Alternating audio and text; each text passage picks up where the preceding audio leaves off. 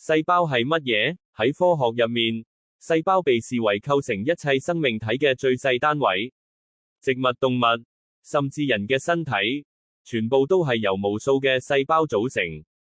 而每一個咁細小嘅細胞，都可以自行產生能量，控制物質嘅進出，並且維持內部環境嘅穩定。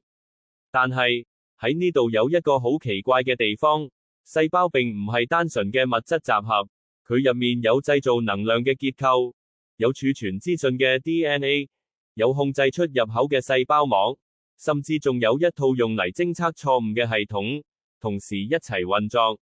問題係，只要其中任何一個部分缺失，細胞就即刻無法存活。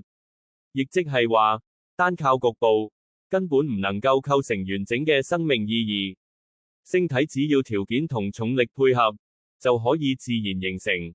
但細胞完全唔同，細胞唔係先形成，之後先學識點樣生存，而係如果一開始唔係為咗活着而被構成，佢根本冇可能存在。就算喺而家呢一刻，細胞都喺度自行調節、自行判斷，有需要嘅時候，自行複製，或者停止運作。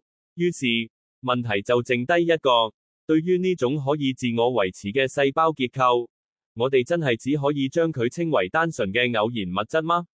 如果唔係偶然，咁假設有一個為咗維持生命而被設計嘅意圖先於一切存在，係咪反而更加合理嘅解釋？